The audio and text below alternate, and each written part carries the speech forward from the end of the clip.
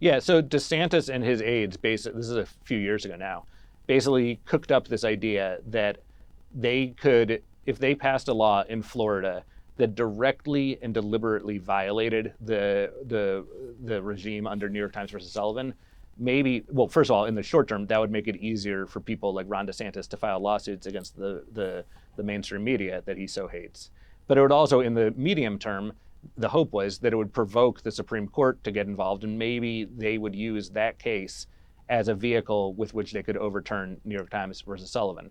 And this all sounded like a great idea to DeSantis's people, and he thought he would get this through the Republican-controlled state legislature. The problem was that, and one thing stood in the way of him, which was that there was a very loud opposition from conservative talk radio in Florida, where a lot of radio stations and conservative hosts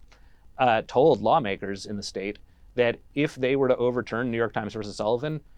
the first victims, the first people to fall, would be these conservative talk radio hosts who would be driven out of business. And to me, that speaks to this is part of a kind of a long-term pattern we've seen with Sullivan, which is that since its earliest days, it has been embraced on both the left and the right because it protects all voices, regardless of political persuasion. And that's, I mean, again, that's really the point of the First Amendment, right? That we want in this country for people to be able to speak up against powerful people and institutions without concern that those powerful people and institutions are going to muzzle them because they don't like what they're saying. And, I think I've seen this on the left recently where people are kind of eager, it seems, to muzzle conservative voices as well. And